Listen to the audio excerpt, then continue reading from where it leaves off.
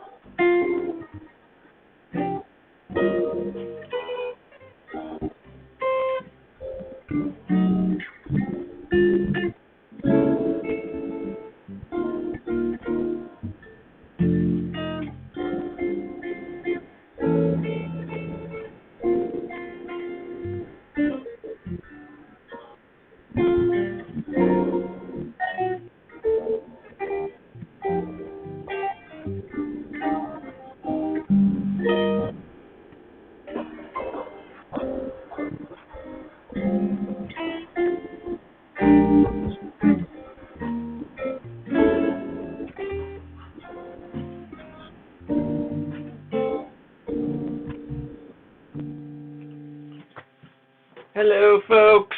Happy Mother's Day to all the mothers. out there, especially to my mom. Happy Mother's Day. I'll call you later.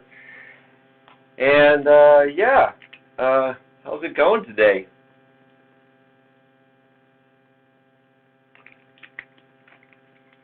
Sweet, sweet. Oh, man. Oh, my mom even commented. Oh, look at that. Love you, Mom. Happy Mother's Day. Hey, Mark. Hey, Mike. Hey, Aaron. Hey, Aaron. 2 Aarons. Double Aarons. That's 4 A's if anybody's counting. And thanks to all of you who donated last week. In the description, just for attending today, I've put together, like, I think it's nearly a 40-page packet for you to download that you can download right now. So you have the materials that we'll be going through today. It's all about chords. So if you want to do that right now, look in the description, the video description, and I'm only going to keep it up for the live stream, so if you tune in to the rebroadcast of this and you're looking in the description, it won't be there because this is for people who are in the audience today. And so thank you for being here. That's my little gift to you. It's pretty much as comprehensive as I could be in one masterclass setting, right? So it's probably got about a year or 2 worth of study materials there for you. So to think that we're going to master it all today in today's masterclass is probably not realistic. But I'm going to try to get through it for you so you can kind of, you know, get a little bit of understanding of how chord theory works, how to build your own chords, voicings that are commonly used, and then I'll give you some insights to my creative process with that as well. So feel free to download that right now. It's in the description.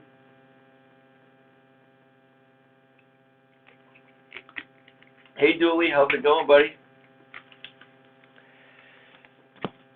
Dooley posted a killer video of him playing Charlie Parker's solo on the original blues tune Perhaps.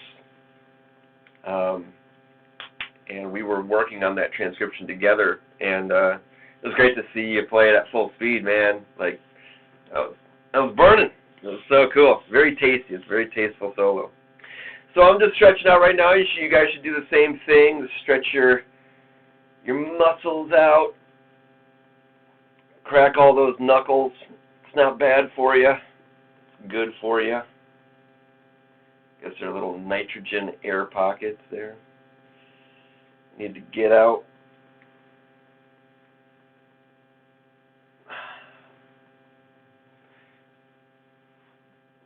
Oh, my neck is really stiff today. That's a bummer. We're going to do a little warm-up for playing chords. It's real simple, but I'll show you this little warm-up.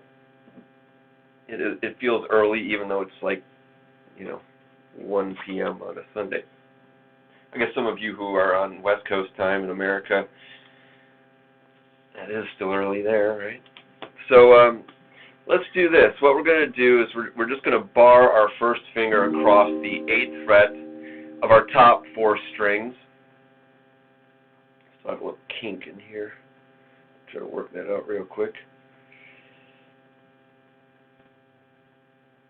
So we'll just bar across our 8th fret here with our first finger. We'll learn later that that's a C minor 7th and 3rd inversion, drop 2. But don't worry about that right now. What we're going to do is we're just going to, on our D string, we're going to add a finger.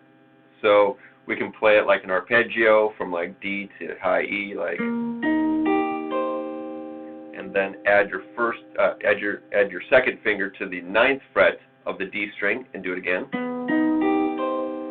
and then add your third finger to the D string, 10th fret. And then I'm going to stretch my fourth finger to the 12th fret. And so now I'm going to peel them off. So fourth finger, third finger, second finger, first finger. So we can just keep doing that up and down. So like this, 3 and 4 and.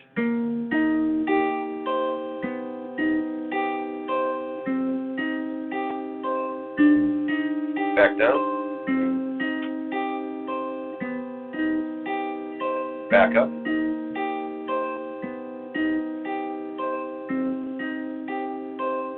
Back down.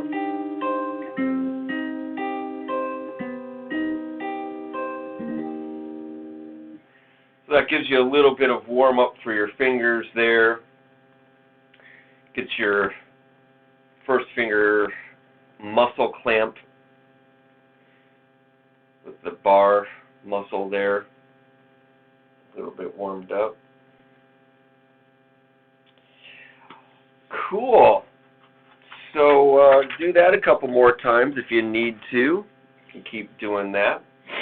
I literally printed off the entire packet that I'm giving you today, and it looks like a book. It's like those who have studied with me in person know I give packets to them at the beginning of the semester, and we typically work through that packet for that and other packets, how many ever packets I give you, for months, years even.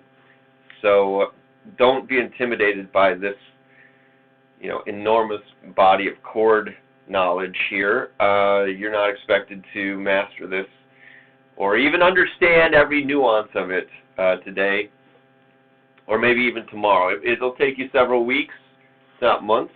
But just wanted to do a little flyover today, just so you could get some ideas on how to approach playing chords in your own life.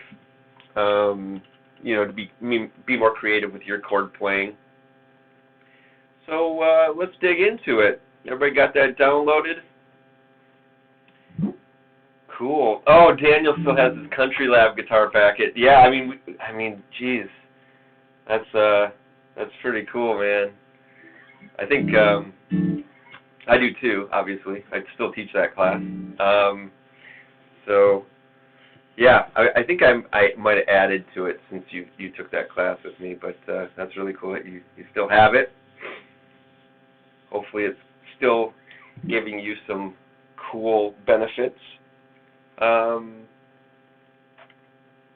think if any of you are educators, I think a couple of you teach, these are good materials to use with your students too. So I tried to distill it down into ways that make it understandable but yet comprehensive. So, obviously you can tailor it to your needs too, but feel free to use these as teaching materials. I think we're all teachers, essentially. We all have to kind of teach ourselves in the practice room, right? When we don't understand it, we have to kind of figure it out. So you can use these materials for yourself and then, of course, share them with others. So, yeah. So chord theory is the first sheet there. This basically just breaks down how chords are constructed, and the general rule here is that we're going to stack notes on top of each other to form harmony. So if I stacked a E on top of a C, right? Think of those as two different singers. And they're singing those notes at the same time. We'd call that harmonizing, right? And that's all chords are, is really just harmonizing. And the smallest chord is a triad, so it's a 3-note structure. And they don't call 2-note structures chords, they call them dyads. But guitar players know that there are some pretty powerful dyads out there. They're called power chords. I don't know why they're not considered chords because they sound chordy to me. Maybe it's because they're not super informative. But I digress. So we really have 6 types of triads. We've got major, minor, augmented, diminished, sus2, suspended second, and suspended fourth, or sus4. And the formulas are all written here on that chord theory packet. And there's some things to kind of unpack here on your own as far as, what's the difference between a sus chord and an add chord. It kind of lays that out for you there. What we're going to be talking about primarily today is triads and 4-part chords and tensions. And so if a triad is a 3-note structure, then a 4-part chord is a 4-note structure, and then notes on top of that 4-note structure are called tensions. So they're all typically built in the interval of a third. Now that's not always the case, because with sus2 and sus4 we kind of removed the third and put in a second or a fourth. But generally speaking, Western harmony is built on thirds, and that's why they call it tertiary harmony. So chords built in thirds. So if you started with a C and then went up a third from there, that would be E, and then up a third from there, it would be G, and then up from there would be B, and D, and then F, and then A, and then eventually you'd get back to C. Now all those don't always sound good on every single chord. It depends on the chord type, and we'll talk about that later as well. But the general idea here that you're looking at on this chord theory sheet is that you can have a variety of different combinations of those notes, and they all have a different color to them. So a minor triad, C minor in this case, has one sound to it.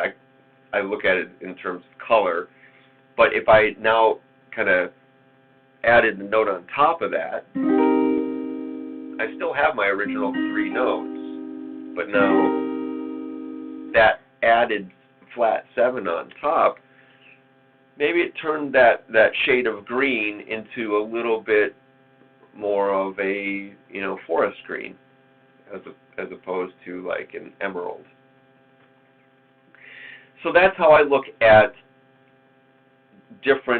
adding different notes or taking different notes out or combining different notes in a chord is basically like color shading. And so my creative process then becomes basically what shade works for this moment in the music. So the next sheet talks about what a voicing is and what an inversion is. And very basically stated here is an inversion is defined by what's in the bass. So what's the lowest note in that chord? That tells us what inversion we are in. And then the next definition, what is a voicing, that is what all the notes above the bass, the order that they're arranged in. All right? So voicing is the arrangement of the notes above the bass, and inversion is what's in the bass. So when we change the order of 1, 3, and 5, we really only have one other option. We have 1, 5, and 3. And that's the only other arrangement that there could be, right? There's not any way else to kind of slice that onion. So when we invert 1, 3, 5, now 3 is the lowest note, and then 5 is the next note higher, and then 1 is the next note higher than that. So, for example, here's 1, 3, 5. This is first inversion, 3, 5, 1, because the lowest note is E, and then we have 5, 1, 3. And that's second inversion because the lowest note is G, the fifth of the chord. And if we now change the order of those notes, instead of 1, 3, 5, we did 1, 5, 3 from low to high. Here's 1, here's 5, and here's 3. So that is still root position because the lowest note is C. The next inversion of that is 3, 1, 5. And then finally, 5, 3, 1. So this is root, first, second, and that's the only possibilities. Now when you add in another note, a fourth note, which would be the seventh, now we would have one more note to put in the bass. That would give us 3 inversions. We have root position, first inversion, second inversion, and third inversion there. There are more possibilities of arrangement for those notes, the more notes we add, right? So while there's only 2 voicings for triads, there are 6 voicings for seventh chords. So those are 4-way close, and that means that those are all with the closest interval possibilities there. They're kind of arranged in the closest proximity to each other. And then there's drop 2 and 3, there's drop 2 and 4, drop 2, drop 3, and double drop 2 and 3. Those are the only possible combinations of, numerically speaking, of those 4 notes. There are no others. And then you can invert them all, right? So that's what an inversion is versus what a voicing is, and that's going to be very important to distinguish between as we play today, because you'll need to know what the heck I'm talking about. So the following pages lay out that in more detail, and you can go back and you can kind of think about that more on your own. And then I've actually provided a bunch of chord grids for you here of all of the inversions of both sets of your triads, meaning both voicing sets, so both close and spread, for all 6 triad types. So that's 12 pages right there. They're set up in a way that you can kind of play them row by row, which keeps you like going up a single set of strings. That would be like the top row of your majors.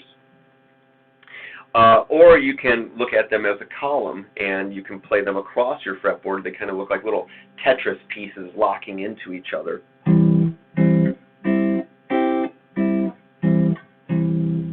Alright. So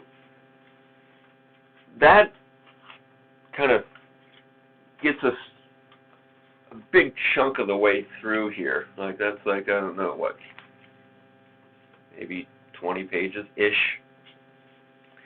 So you can unpack all that on your own, practice those for the next 72 weeks, and then we'll talk about it later.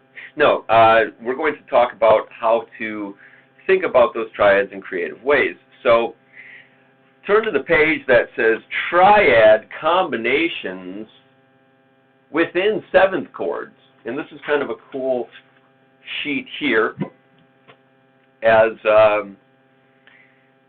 when we look at 4 notes, we're really looking at 2 sides of a coin here.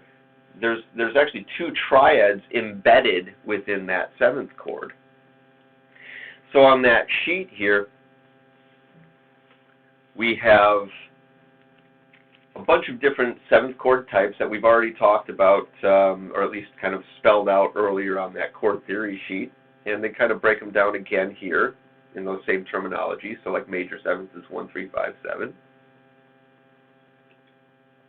But if you look at those notes in the key of C, C, E, G, B, well, there's a C, E, G triad, which is just our straightforward C major triad. But if you start on the E and you spell E, G, and B together as a triad, that is an E minor triad. This has big implications. That means we can play an E minor triad in any voicing, any inversion. Simply play those three notes, and if the bass player or the piano player in the band is playing the C, the resulting sound is C major 7, not E minor. So that frees us up as guitar players to think more triadically, play smaller on our fretboard, and not have to work as hard. And of course, this is kind of all used in all styles of music. You know, I'm thinking of like the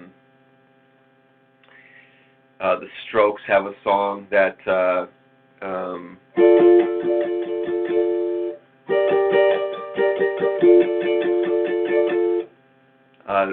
what is that song called? Oh shoot! Yeah. But they're playing all triads on the top strings, and they're kind of letting some of the bass notes just be played by the bass player, and they're only playing like the top part of the 7th chord there. Lenny Kravitz too, It Ain't Over Till It's Over, kind of does that same type of thing. Oh man. And I don't have any of these examples at the top of my head, but I know that they're good examples of those. Sorry. Ugh, man. I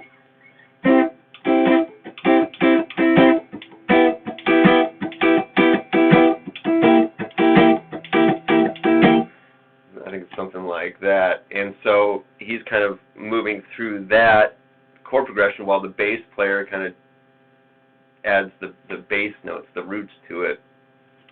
So this is a really cool way to think about how to play triadically, even if you have a 7th chord sound that you want to achieve. So all of these different chords can be broken down here on this sheet: major 7, dominant 7, minor 7, half diminished, diminished, and major 7, sharp 5, and there's others too.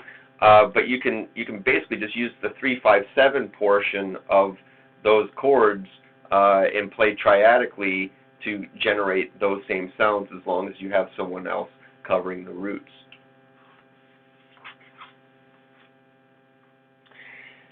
The next page starts to get into what a drop voicing is. I used that term earlier: drop 2, drop 3, drop 2 and 3, drop 2 and 4.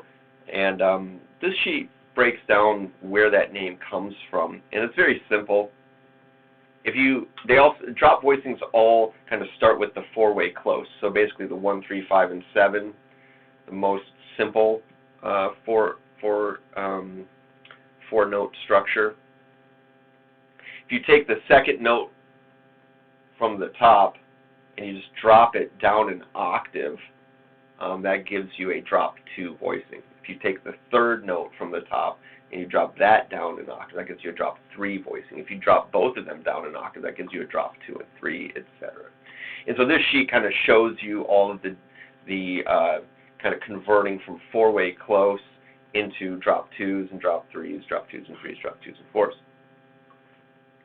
And the reason that we do that on guitar especially, number one, they sound good, but they're easier to actually play. So I played a one, can't even play it, how about that? 1, flat 3, 5, flat 7 versus C minor 7. Now that's a pretty stretchy chord there, right? C, E flat, G, B flat.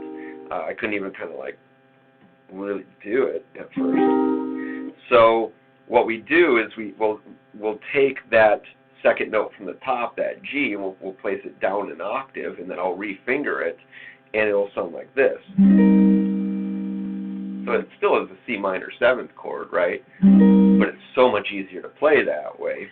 And then, of course, I can invert it. And you've all played this chord most likely, right?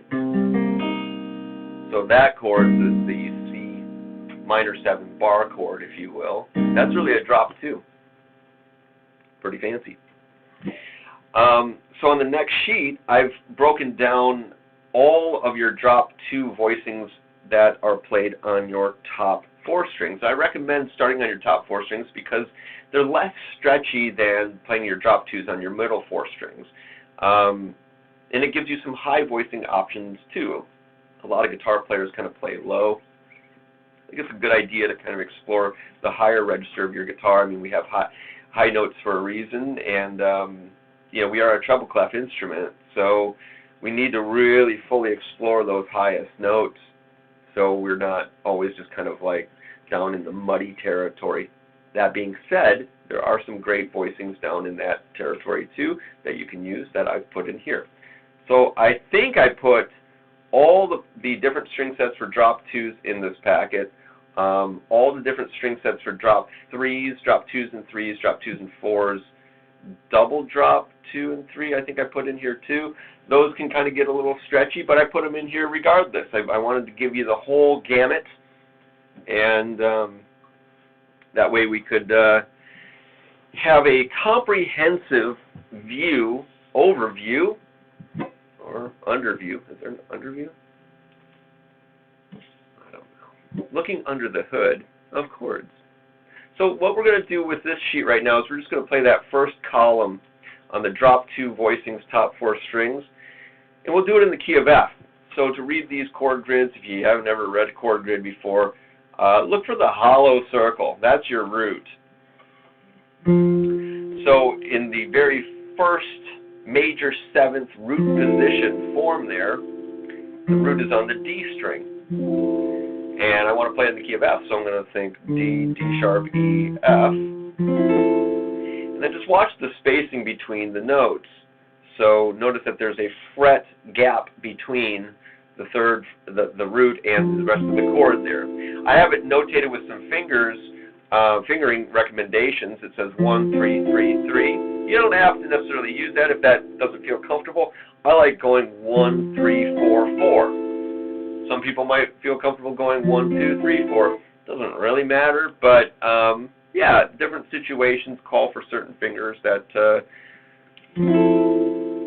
it might be beneficial to explore different ways of playing it. But those are recommended fingerings. Now, if we move down the column there to dominant 7th chords, we see this chord theory playing out that we looked at earlier. A dominant 7th chord is just like a major 7th chord, except for the 7th has been lowered. And we see that one note moving from a major 7th to a dominant 7th. That 7th is on the B string. So we see the theory actually playing out on our guitar, and that's one advantage that we have over instruments like the trumpet or the saxophone, where you can't really visually see the notes that you're playing. You have to kind of imagine what those are going to sound like, and then hopefully make the sound with your correct embouchure and the right fingering. So piano and guitar are very helpful for learning theory for that reason, because we can actually see the theory. Let's move down one more row there, and now we're going to flatten the 3rd to make it a minor 7th. This is a good kind of warm-up exercise too. You can kind of play down the column, try to get your fingers to conform and execute really cleanly. So I'm on the minor 7 flat 5, so that's 1 below. You can see that the 5 is now flatted. So by the time we get here, all 3 of the notes above the root have been lowered. And so that's why this form here looks like a collapsed version of a major 7th, because one by one we've lowered each one of those 3 notes. And then the final chord is diminished 7th. And that means that we've actually flatted the 7th one more time. So that's a diminished 7th has a double flatted 7th. Yes, you can flat something twice. You can sharp something twice too. Those are even more rare. But diminished chords have a double flatted 7th. So to work through this sheet, you could do that for each one of these columns. And each one of these chord sheets is set up in the same way. So it starts in root position, then the next column is first inversion. So I'm not expecting you to like master these chord shapes right now as we are talking about them. Again, I don't expect you to keep up with me, but these are here for you to simply practice column by column until you feel really good about those. Just make sure you pay attention to where your root is. In first inversion, the root is on your B string now for this set of voicings. So if you are playing in the key of F, you want to find that F on the B string, which in this case is on the 6th fret, right? And then second inversion, the root is on the G string, so you have to find an F on your 10th fret to form that correct key, right? So the chord in the same key. And then finally, the root is on your high E string for third inversion. So after you've played through each one of those columns, then you can play through each row, which is basically playing all of the inversions of your major 7th chords.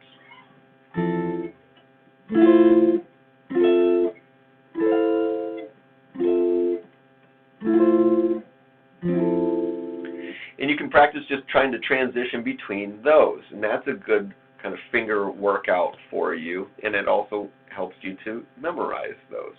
So that's how I would approach kind of getting these new chord voicings into your vocabulary, is you just spend some time with the worksheet, kind of doing the x-axis and then the y-axis until you feel like you have some kind of command over those shapes. So let's fast forward now and pretend that we've done that step.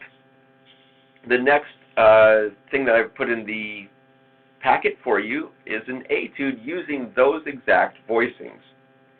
Instead of just staying in one key, though, of course, I've put it into a song. So I've used the song by Charlie Parker called Blues for Alice. It's got a lot of different chord types in it, and so in a variety of keys, so we can navigate moving from chord to chord. And this is where the creative process starts to become part of the conversation. So I have this etude set up where when we play a chord, we want to find what the closest chord is above it or below it when we change to the next chord. So you see I start in second inversion, F major 7. I put the tab in there for you so you can read that it's 10, 10, 10, 12 on your top 4 strings. The next chord is E minor 7 flat 5, and I moved up to that chord. So I found the next closest voicing or inversion. They're all the same voicing. Moving in an upward direction on my fretboard. And then I found an A7 descending. So moving down the neck, I found the closest one that was moving in that direction. So this etude is basically just kind of scanning the fretboard for the closest inversions of drop 2 voicings on my top 4 strings. So I'll play that for you real quickly, and then we can maybe play a little bit together. So here's what it looks like. You can kind of see my thinking of moving up and down, but trying to find the closest move. 3, 4, 1, 2, 3, 4.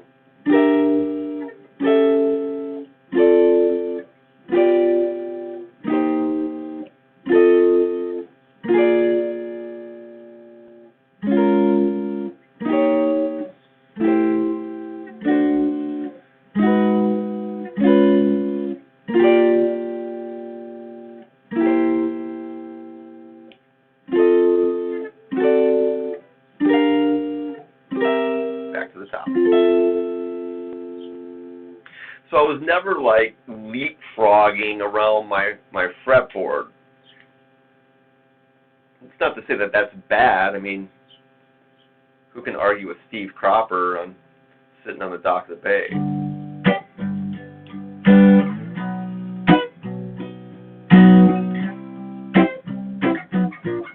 It's using one shape and just shifting all around the fretboard. I'm not saying that's bad.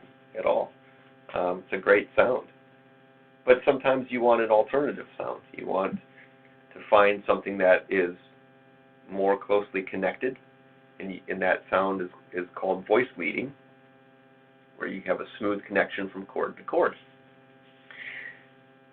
So let's break down maybe the first line of Blues for Alice here, so we can kind of play that together right now. And of course you can spend time with this on your own to play it as an etude for your own practice. So again, we're at that F major 7 second inversion. What's kind of cool to take note of is as you play through these different chords, once you're familiar with which chord is which from the previous page, try to call out what the inversion is. So you're making a mental note of what's in the bass, right? So in this case, our D is in the bass for an E minor 7 flat 5. Well, that's the flat 7. That makes it a third inversion minor 7 flat 5 chord. And then it transitions down to our A7, so that's on your 11, 12, 10, 12 from low to high. That inversion has C sharp in the bass, which is the third of A7, which makes it first inversion. Then we play a D minor 7th, lower than the A7, and that has the flat 7 in the bass, so again it's third inversion. This transitions to the same exact chord shape that we just played for A7, now we're playing it in the key of G. So we just played this shape 2 chords ago. So of course that's first inversion still. Then we play C minor 7th, and this is what we warmed up on earlier, right?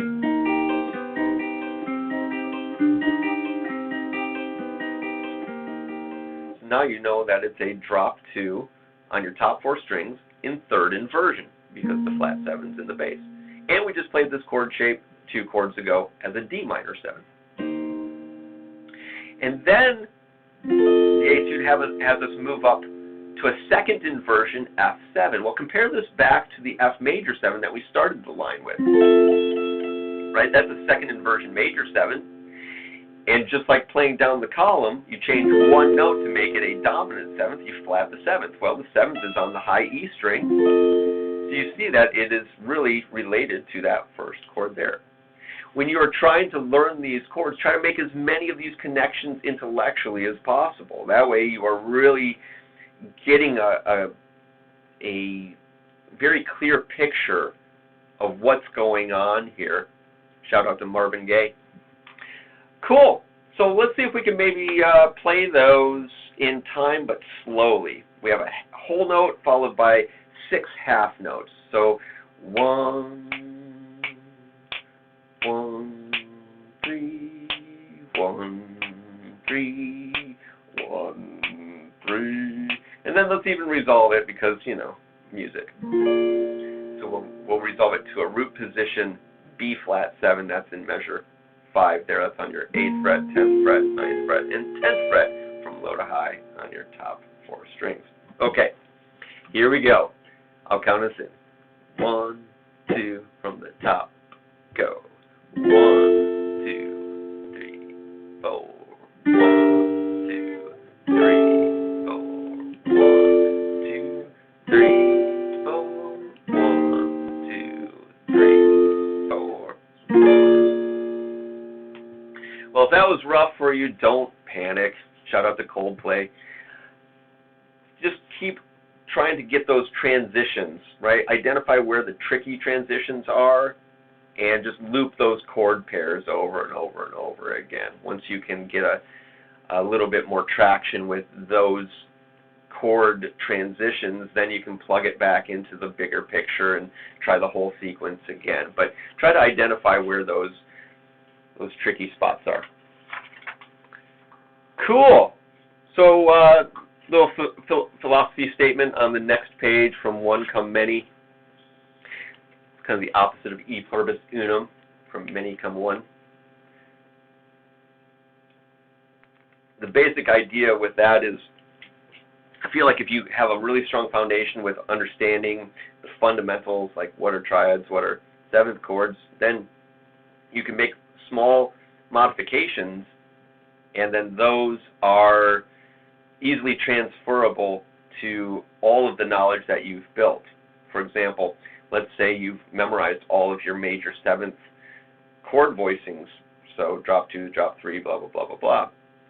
And then somebody asks you, a producer asks you, okay, could you make that a major 7 flat 5? I want a little bit more kind of dissonance in there, right? So I take this F major 7, and I know where my 5 is, so now I'm just going to lower that. And you can apply that to all of your inversions. This one's kind of a stretchy one here. Okay, and then this one. And then this one up here is another stretchy one here. So you can apply that theoretical knowledge and just make one little tweak, and then all of the things that you've learned now expand your vocabulary.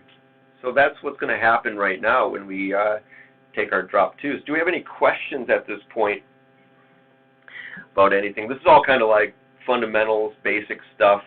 Probably already know a lot of this stuff, but you got to start with the basics before we get into the more intermediate and advanced stuff.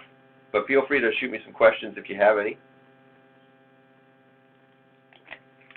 Cool. Well, here's where it gets kind of fun. So the drop 2s on our top 4 strings can be turned into drop 3s by simply taking the note on the highest string, E, and putting it on the lowest string, E. Obviously, we're not changing any pitches there, right? We're just simply taking the highest note and making it the lowest note now. And of course, that makes a new voicing and a new inversion because we've changed the lowest note, but we've also changed the arrangement, the intervallic arrangement of those pitches. So that gives us a first inversion, F major 7, drop 3. So that's what the sheet about converting drop 2s tells us. It tells us a bunch of different ways to take the drop 2 voicings on your top 4, middle 4, and bottom 4 and turn them into the other types of drop voicings there. Little cheat code, if you will. And then I've put those voicing types on another worksheet here, another grid thing. And that's basically just to check your work, right? So what I recommend doing is learning all your drop 2s on your top 4 strings, practicing playing chord progression of your choice, moving from chord to chord smoothly, and then transition all of that same stuff to your drop 3s now. So instead of playing the first chord on Blues for Alice as this one, you're playing it as this one now, right? That's your third inversion, major 7th. And then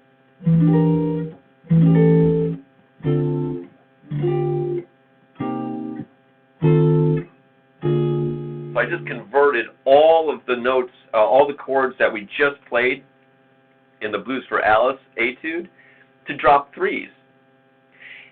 And now you've basically doubled your vocabulary just by doing one simple transfer. One note goes down to the E string, from E string to E string. Pretty cool. And then anytime you want to play and improvise using kind of more full-sounding chords, you've got those kind of nice full-sounding drop 3s at your disposal, right? And then when you want a really high sound, you've got those now, and all you have to do is just think about kind of one note moving. So that might be beneficial for you. So that's what all of these next sheets kind of cover here is your drop 2s and drop 3s. Practice improvising using those chord voicings through chord progressions. I like taking standards from the real book. Autumn Leaves is a good one. All the Things You Are, Stella by Starlight. Whatever strikes your fancy. Apply these voicings to them and spend time really hashing through them. There's a lot to work through, so spend some quality time with them. Here's an exercise that will help us get a little bit stronger at moving from one chord voicing to another chord voicing or one inversion to another inversion very smoothly. And so this is actually a Mick Goodrick concept. Shout out to Mick. He just retired. We graduated the class of 2020 yesterday at Berkeley, and now he's officially retired. So cheers to Mick.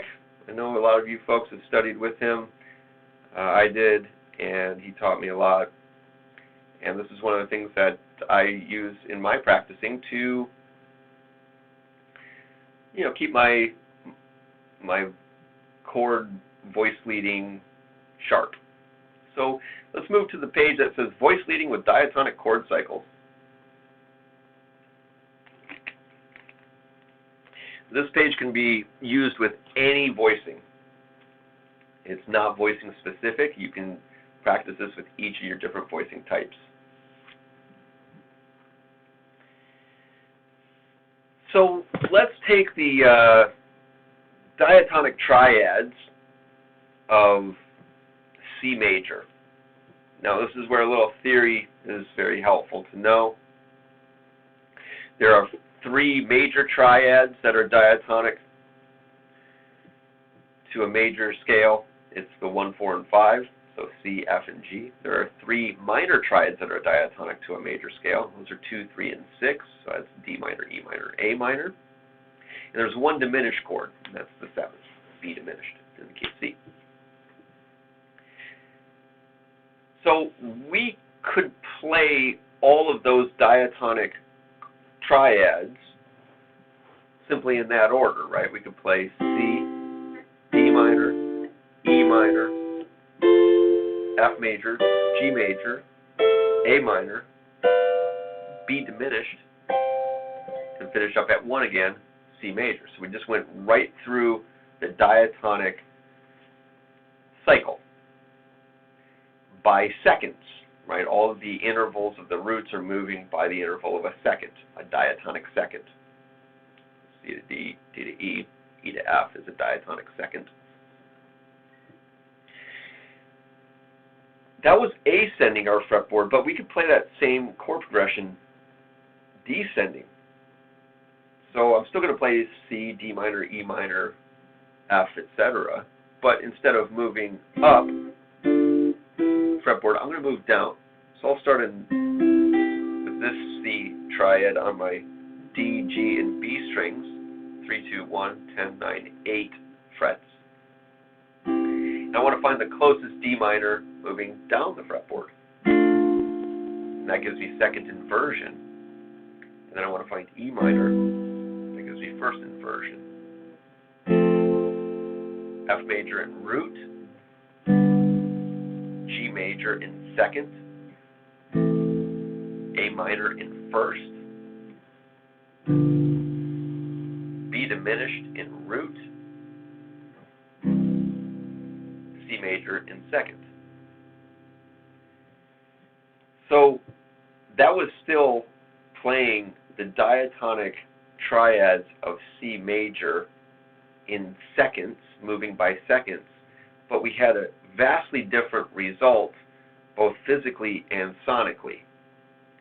And sometimes that's a really cool way to think about moving from chord to chord. Instead of just playing up the fretboard, where the chords kind of, where your natural logic would be, we can play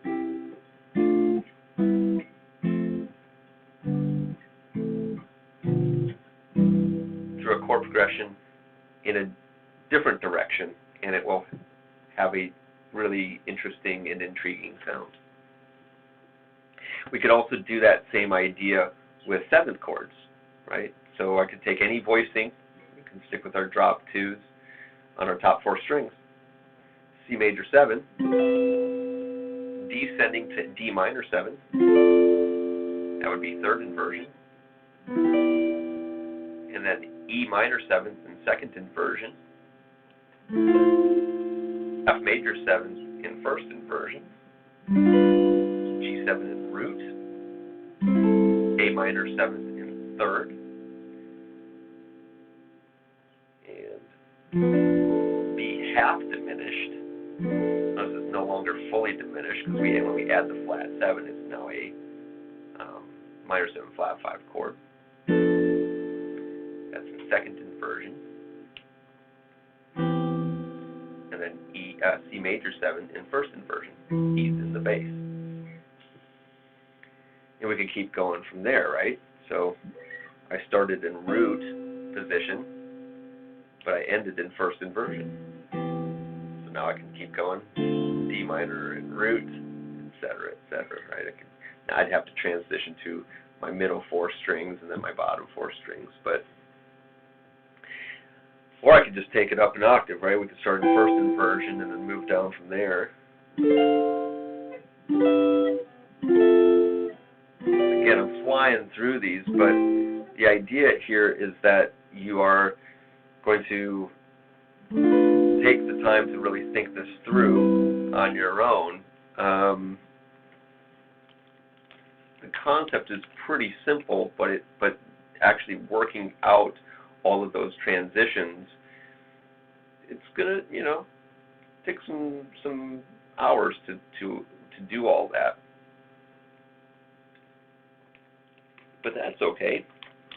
All we have is time right now. How we doing out there?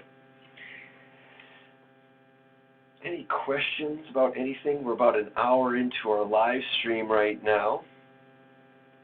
If you've got any comments or questions or bad jokes, I have some bad jokes. Let me get my bad joke list out here. Oh yeah, this is a terrible joke. This is so bad. This is so dumb. A man asks the devil, "How much does it cost to be the greatest guitar player in the world?" The devil says, "Give me your soul." The man asks, well, what can I get for $1 then? The devil says, "Greatest bass player in the world." Oof. Terrible. Shout out to bass players. Okay, well, that was your comedy bit for the first hour. Cool. So when we move around the chords of a scale, the diatonic chords of a scale, we call that a cycle. Well, Mick calls it a cycle, and I call it a cycle now because Mick called it a cycle. And we're basically cycling through all of the diatonic chords. We did that with seconds, but of course we could do that with thirds as well. So instead of moving from C major 7 or C major triad to D minor or D minor 7th, we would move in the bass motion would be by thirds. So it would move from C major to E minor to G major. So all those bass notes are now a third apart. So cycle 3, if we played that in a descending fashion using our triads, C major to E minor, notice that 2 notes are in common there. The E and the G stay, the C moves to a B. The next chord is G, again 2 notes in common. The B and the G stay, the E moves to D. Now B diminished, the B and the D stay, but the G moves to F. So we keep our bass motion moving in thirds, so the note after the third higher than B is D. So now we play the diatonic chord of C major with D as the root, and that's D minor. And so now the B has moved down to an A, the F and the D are in common. A third higher than D minor is F major. D moves to C, but A and F are in common. And then a third higher than F is A minor. A and C stay in common, but F moves now from F to E to form an A minor chord. A third higher than A diatonically is C. So we're back home to C major, and now we are in second inversion. A has moved down to G in the bass. So this is another really cool way to look at how to practice transitioning from chord to chord. That was just descending, but of course we could practice that ascending our fretboard as well. It won't give us the same sonic result. We won't have the same notes in common, but it's a really cool idea just to practice all the possibilities. So let's try that. Let's try it on our top 3 strings this time. Let's start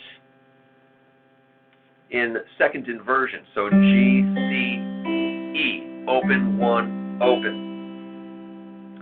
So again, we want to go to E minor as the next chord, and that is in second inversion. The closest one that I can find is in second inversion if I'm moving this direction up my fretboard, right? Then G major is in second inversion. So far we're seeing all of these are in second inversion.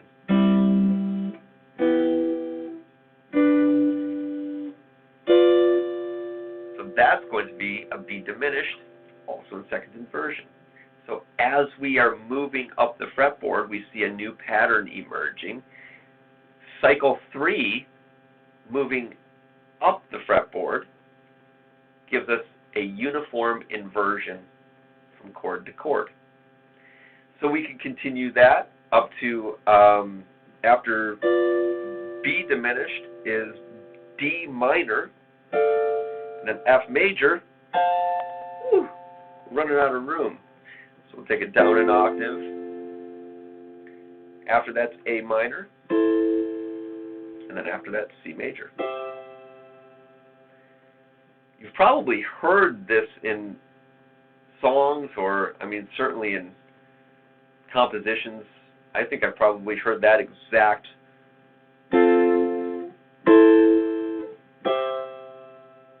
thing in like a film score or something. Maybe it's like just orchestrated across different instruments than a guitar, but maybe there's a song that uses that on guitar too.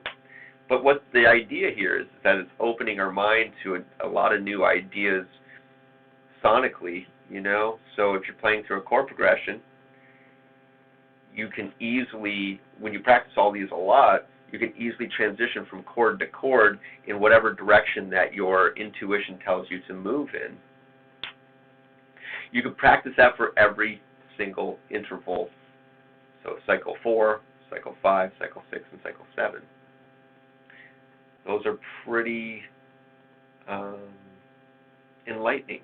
I think those were really powerful for me, and I still love playing those with students.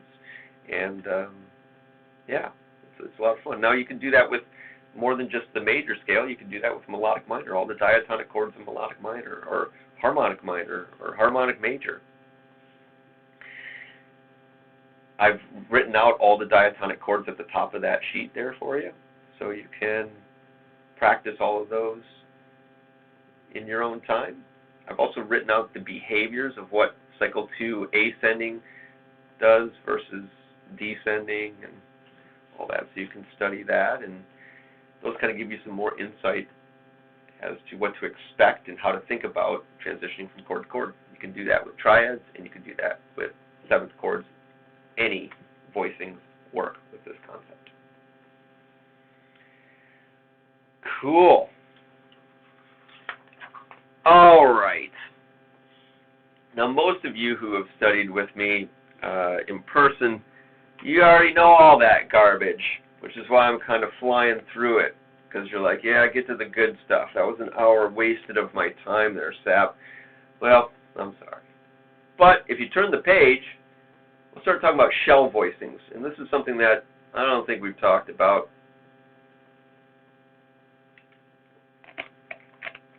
So buckle up, buckaroos. Let me talk a little bit about this guitar here. This guitar is a new guitar to my collection.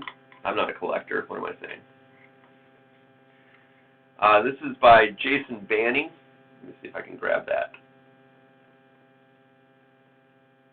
Can you see Ryakin. I don't know. That's Jason. It says banning guitars on it. He's in Lodi, California. Obviously, I'm a big Beatles fan. If you're a musician of any kind, I think the Beatles are probably the greatest band to ever exist, right? These pop bands. And they famously played Rickenbackers, and George Harrison had a Fire Glow Rick. So this guy, Jason, makes Telecaster, Rickenbacker types, and of course, you know, like the main guitar that I often play is a Telecaster Les Paul hybrid, gold top. So this has toaster type pickups in them, and they sound really chimey and really cool. And I'm playing this through my my 1962 Brown Vibrolux right now. That I can get out of. Oh, there it is. Yeah, right there. Yeah. So, of course, I'm blocking it now. But yeah, it just has such a great sound. I have the tone rolled down a little bit to make it a little bit fatter right now. I'm using the neck pickup, but yeah, it's a pretty neat little axe. I'm a fan. I've been playing it a lot all week. I've only had it for about 5 days, and I can't seem to put it down. So, cheers to you, Jason. Thanks for making this beauty for me. Cool. So a shell voicing now. Basically, the idea of shells, or the kind of the next chapter that we're going to cover, is about extracting notes from a chord to make smaller chords. So it's kind of like what we were talking about with the triadic components of a seventh chord, right? You think smaller, you grab 3 notes. Well, we can take that idea, and instead of just grabbing the notes of a triad, we can grab any 3 notes, technically, right? So a shell voicing is defined as the root, and the 3rd, and the 7th, or if it's a 6th chord, then it's root, 3rd, and 6th. So we're basically leaving out the 5th. And that's what a shell voicing is. And those are really comfy on the guitar. And so what I did on this page, it says page 54, but it's because it's from a book that I wrote. And this is page 54 from that book, but not in this packet. It shows you all of the shell voicings for the basic chord types: major 7, dominant 7, minor 7, minor 7 flat, 5, diminished 7th, major 6, minor 6. Starting on your E string, A string, and D string. So let's explore those a little bit.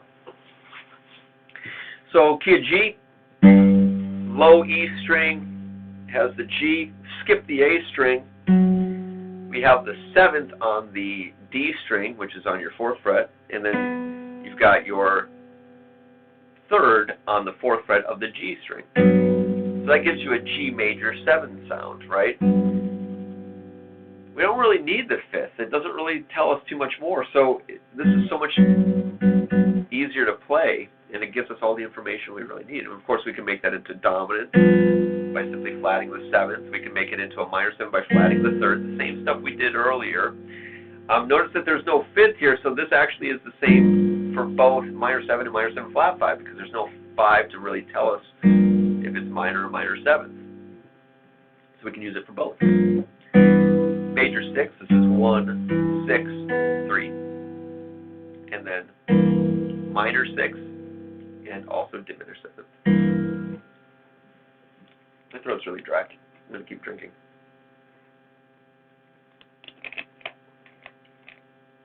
So those are the shell voicings for the E string.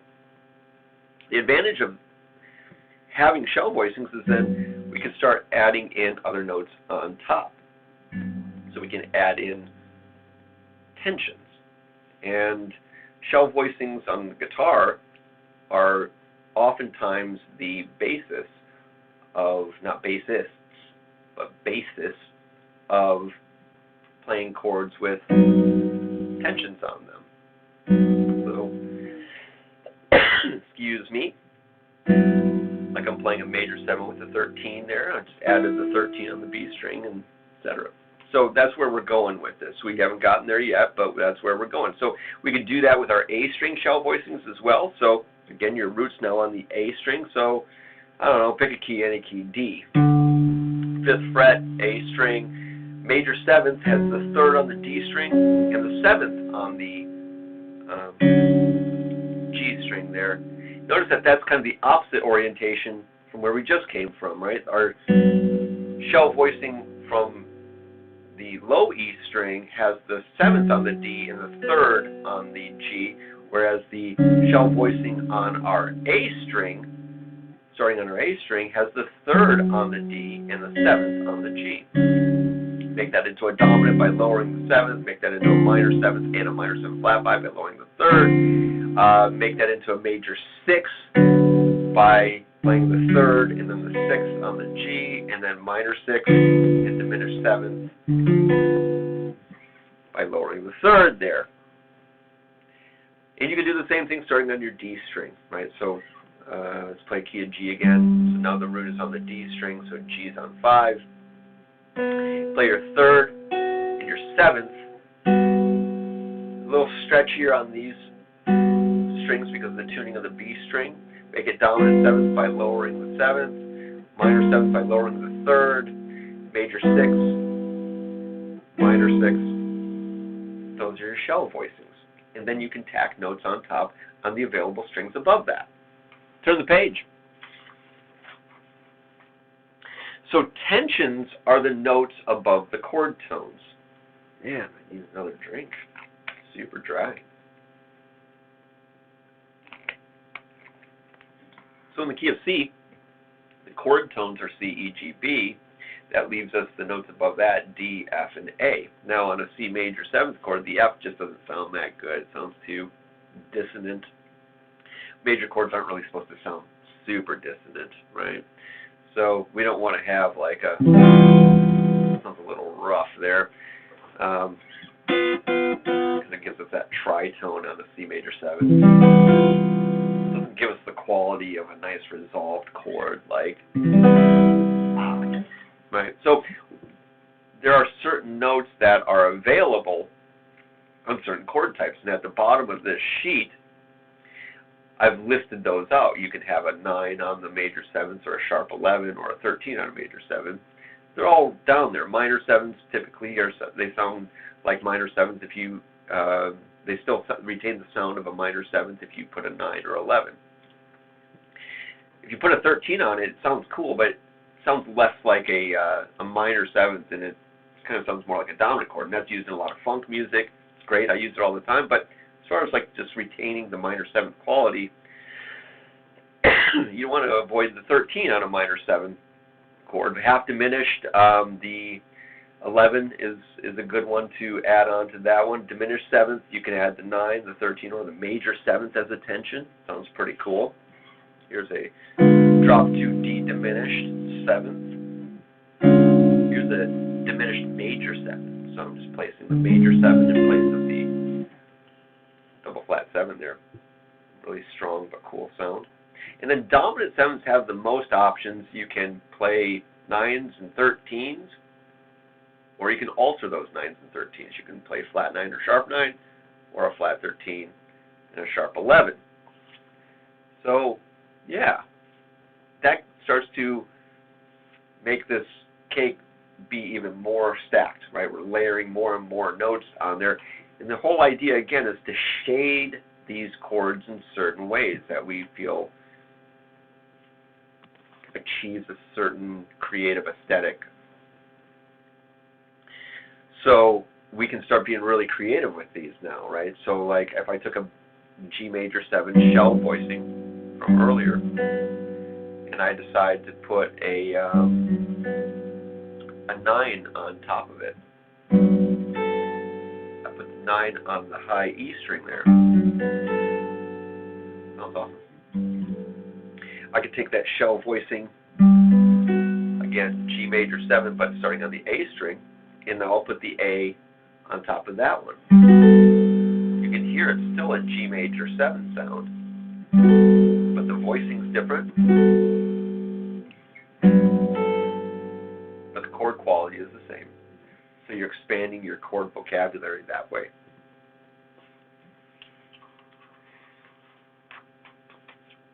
So turn the page again.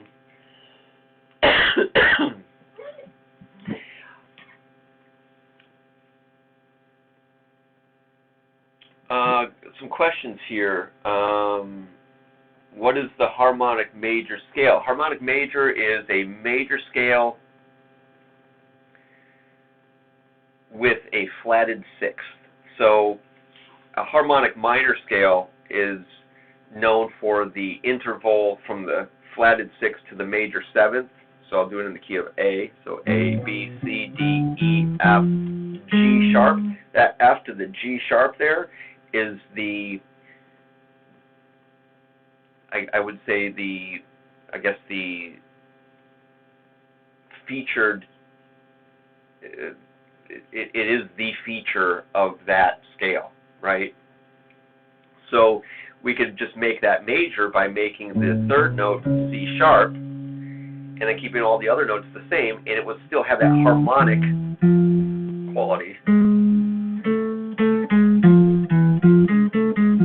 right? But now we're going to just play it as a major scale, meaning use the third note of the major scale, so it gives you that major quality. A song that uses that is a Radiohead tune, the first song off of Kid A. In C major, he's playing the root, flat 6 to 5, and then the major third.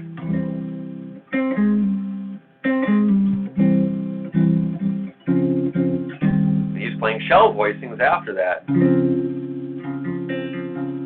So that's like a D flat major 7 shell voicing, E flat major 6 shell voicing with the A string. So thanks for asking that. That actually tied in really nicely.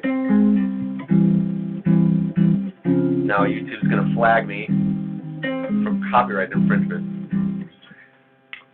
Cool. Worth it. Are shells and 10th chords similar? You know, I don't like the idea of a 10th chord. Oh, you said disregard that. Yeah, I'm not a big fan of calling things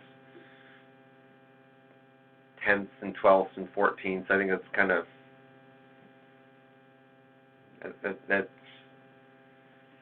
more confusing than it is helpful. So we just kind of think of things in tertiary harmony. So everything is stacked in thirds. So we're basically using odd numbers, 1, 3, 5, 7, 9, 11, 13. That gives us all 7 notes of the chord of the scale, but we're just stacking them in thirds because thirds are more consonant sounding than seconds, right? If you could play C, D, E, F, G, A, B on a piano all together, and it would sound really gnarly because of the intervals of them. But if you spread them out by thirds, all of a sudden they sound really, really consonant for the most part. You got it. Oh, Sebastian, what's up, Sebastian? Good to see you on here, man. So the next page, we get into altered tensions. And what I did is I showed you a lot of different options that you can use with your shell voicings for your A string and your E string and your D string, and adding on tensions on top of that.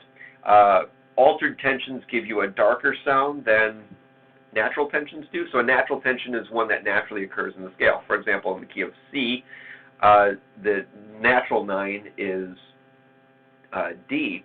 If we made that a dominant 7th chord, C, E, B flat as our shell, and then added the 9 onto it, gives us that classic kind of James Brown sound. Another YouTube copyright flag. Cool. But then if we that sounds pretty constant. It sounds pretty, you know, there's nothing that sounds like it needs to really move. But if you now change that natural 9 to a flat 9, that doesn't sound like we could just jam on that for a half hour. Same thing with our sharp 9. It's a little less dissonant, but it still has some crunchiness to it. It's got that interval. It's got that interval, right? So it's got 2 sets of dissonant intervals there. So it shows you different ways to modify your tensions on this sheet here.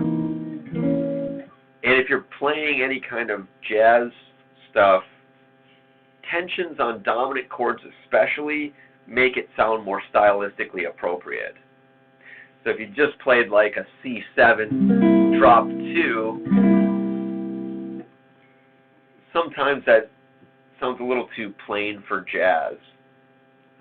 Wes Montgomery used it a little bit, but modern jazz guys tend to put tensions on all of their dominant chords, even if it's just a 9 or a 13, you know, some kind of basic tensions. So this shows you all the different ways to add tensions to your shell voicings, and this will give you a lot of options, and you can have a lot of mileage on these chords here.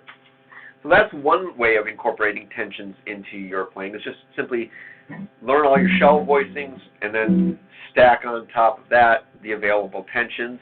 Experiment with them to figure out which ones you like. You know, maybe you like both the 13 and the 9 on your major 7th, or maybe you really don't like the 9 on it at all. You just want the 13, or maybe you just want the 9, right?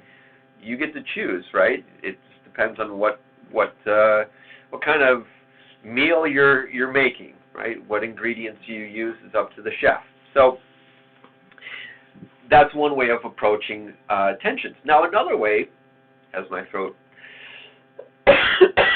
dries out again, another way is to take the voicings that we were talking about earlier, those drop 2s or drop 3s or any of those other drop voicings,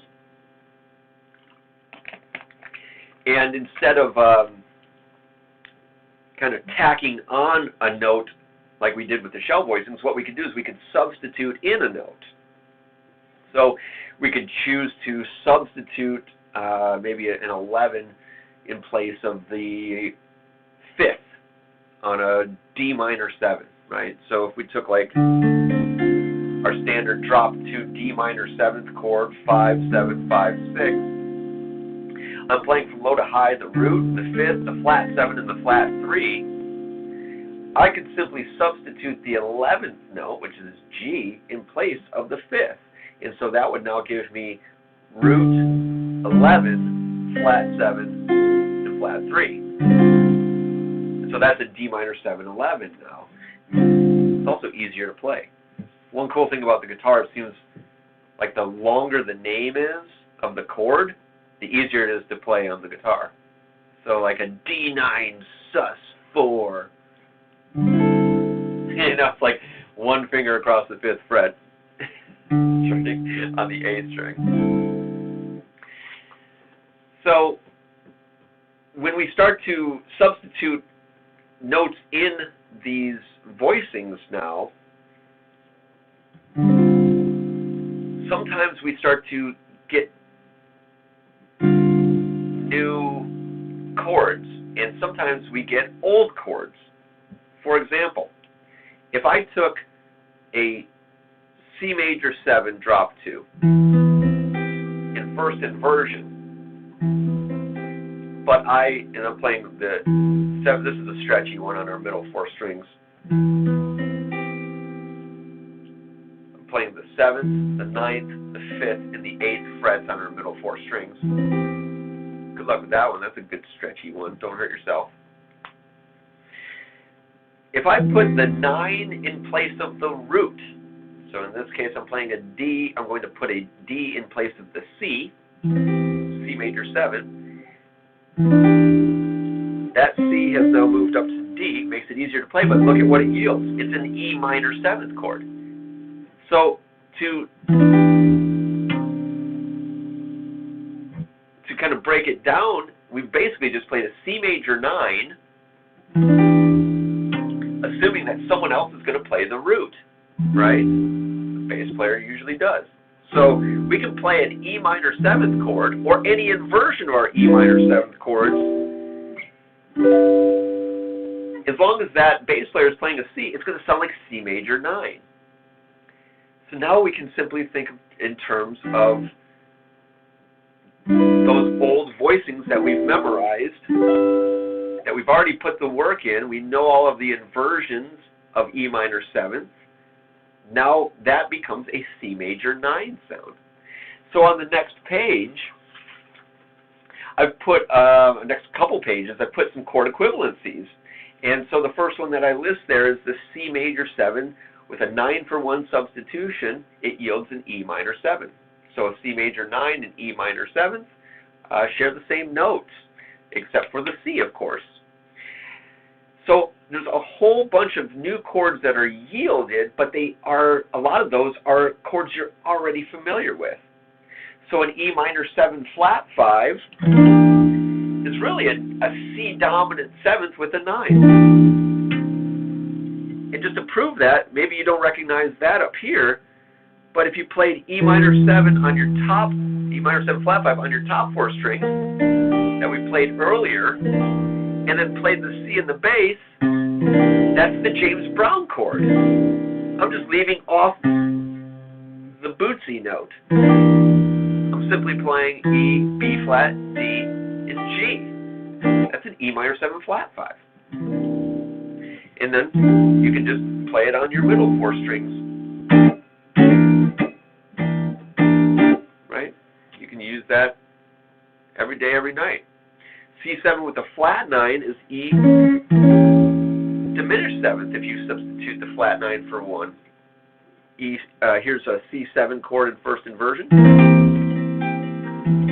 Put a flat 9 in place of the root. That gives us C7 flat 9. Same thing as what we had down here. And you can even see that that's a shell voicing there. Here's your flat 9 on the B string. Now I'm just going to play the diminished 7th on our top 4 strings. So everything's starting to come together now. We're starting to lock it in. All right, so there's a lot to be explored there with your tension substitutions, and I gave you some examples at the end. So here is the first, like a 1-6-2-5, but a 1-5-7 of 2-2-5. B flat major 7 to a G7 to a C minor 7 to an F7. I'm just going to loop that. So those are all just drop 2s on our top 4 strings. That's the example that's written in there. But now I'm going to do some tension substitution. So instead of playing B major 7, I'm going to play a 9 in place of the 1. So here is now my 1 chord. That's a lovely B flat major 9 sound. But it looks like a D minor 7, because it is. So all of your D minor 7th chords work as B flat major 7s as well. And then I'm going to substitute in instead of our G7 chord here, what I'm going to do is I'm going to play a sharp 9 for 3, and I'm going to put a flat 13 for 5, and a flat 9 for my root. And that gives me a B flat 7 sus 4 in second inversion.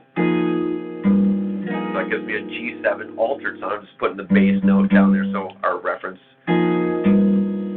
So far we have B flat major 7 with a 9, and then G7 with a sharp 9, flat 13, and flat 9.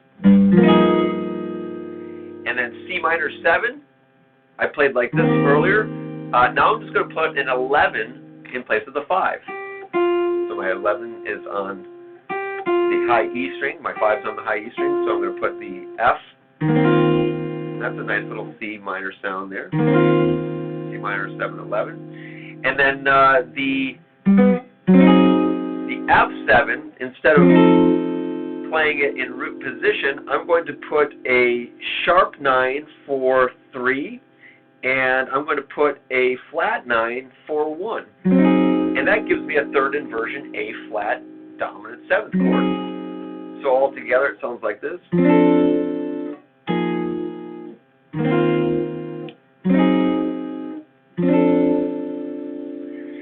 So it gives you a lot richer color, very, very stark colors there. And of course you can play that with, you know, the bass notes underneath it as well to kind of hear what that sounds like. So slow-mo, here it is.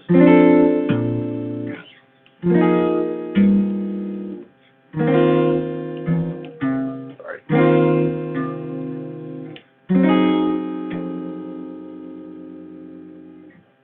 Back. So that's a little tension substitution theory. That's just the tip of the iceberg. So spend some time unpacking that stuff. Moving on to the next page now. Going a little bit smaller again, we can take this idea of extracting 3 notes, and now that we're kind of familiar with tensions, we can simply take any 3 notes from 1, 3, 5, 7, 9, 11, 13 and just play 3 notes of those, assuming that someone else is going to play the bass. And so I put some simple and tasty voicing options for you that have tensions that imply 7th chords here on this sheet. So let's play through them.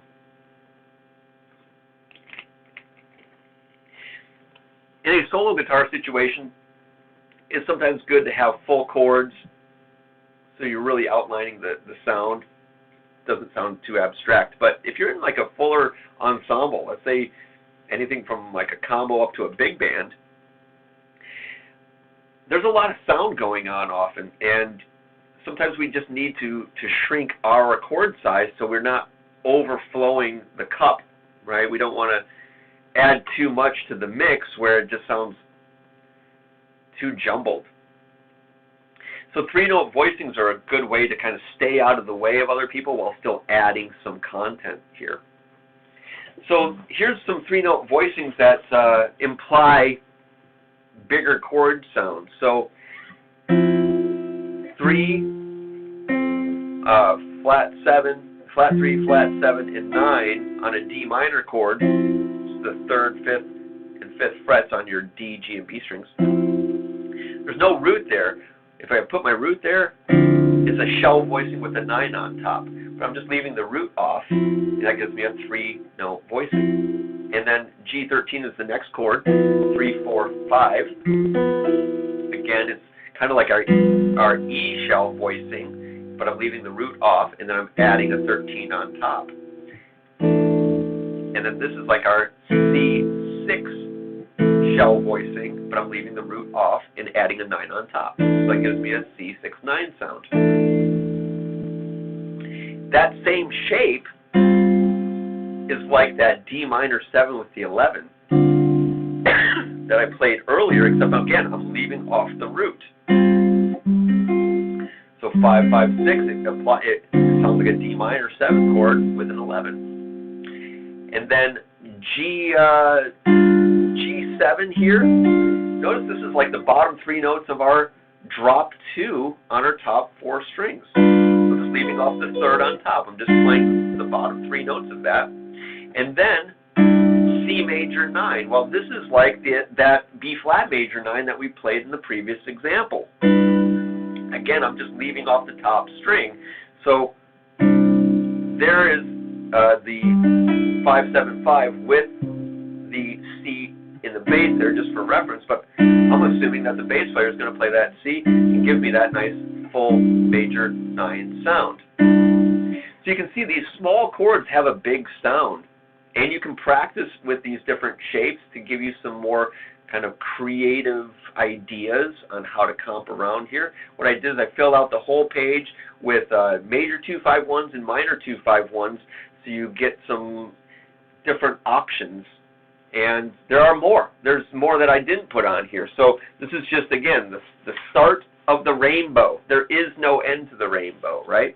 And the last example that I put up here is literally using those 3-note voicings from the previous page on the Kenny Dorham song Blue Bossa. So you can see kind of how to move them around. C minor 11, and that's still a C minor 11. And then an F minor 11 using the same shapes. And then F minor 11, notice that that is a constant structure. It's basically the structure is exactly the same, but it has the same kind of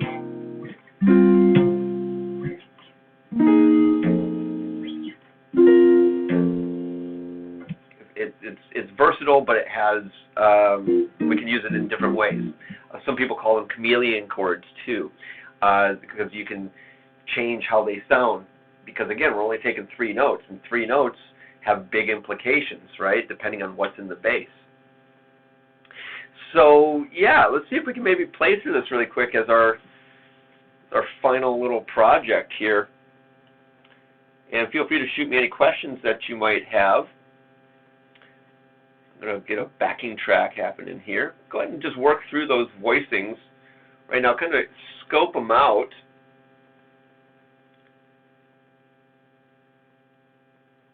While I look for the backing track. There it is.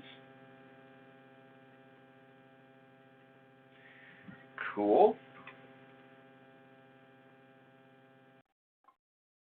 Turning up the volume a little bit there.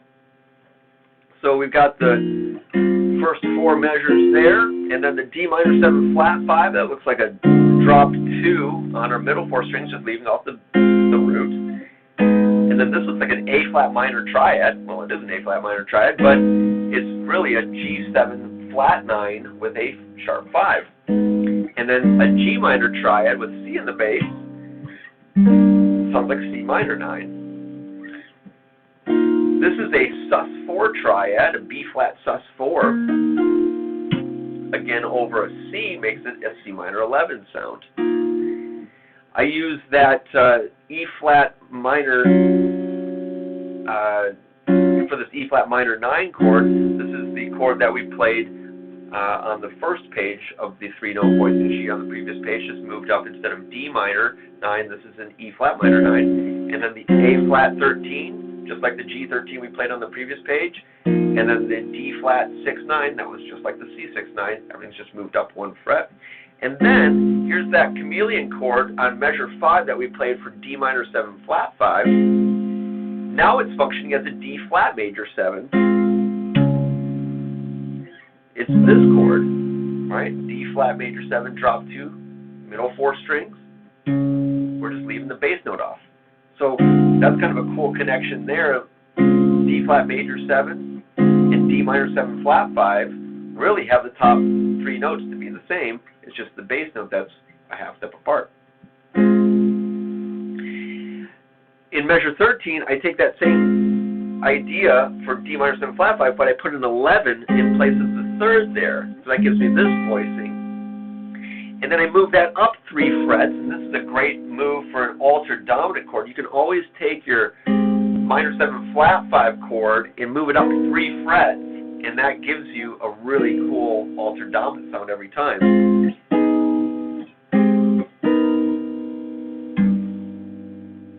And then we are to an E flat major triad, which is a C minor 7th chord. Those are the 3, 5, 7, the triad extraction from the beginning of the lesson. And then we have an F minor triad. Well, that's the top part of a D minor 7 flat 5. And then this is a diminished triad as the top part of our G7 flat 9. I'm just leaving the root off, and then resolving it down to the first chord that we played together when we played our warm-up exercise today.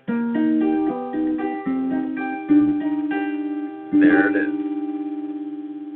All right, I'm going to turn on a backing track. It's not going to be slow, so get your thinking caps on. Here we go. It'll give us, I think, 4 clicks, and then we're going to play these. These are all just whole notes and half notes. You can add rhythm later after you get the voicing shapes down. Here we go. Oh. There's not 4 clicks, it's 8 clicks. Here we go. I'll count you in. 1, 2, 3, go.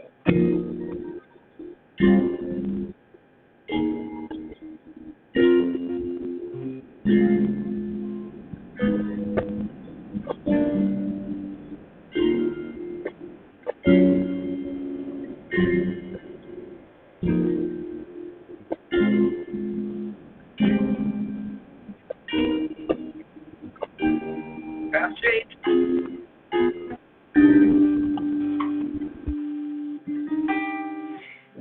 step is to improvise your own.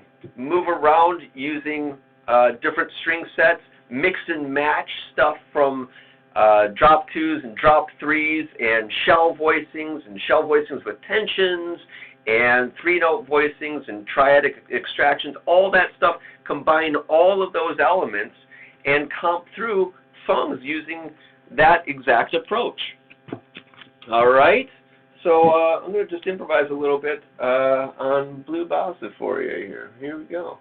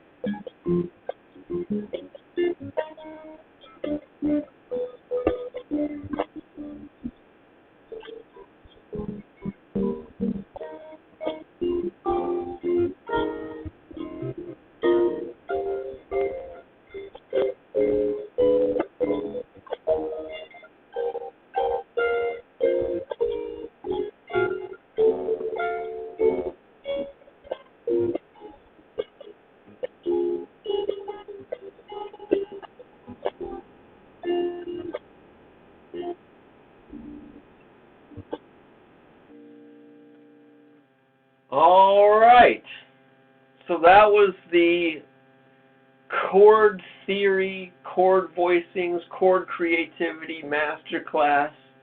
I hope you got a little bit more information on chords today. If you feel like you got any value, I put in the description a couple donation links there, my PayPal and my Venmo.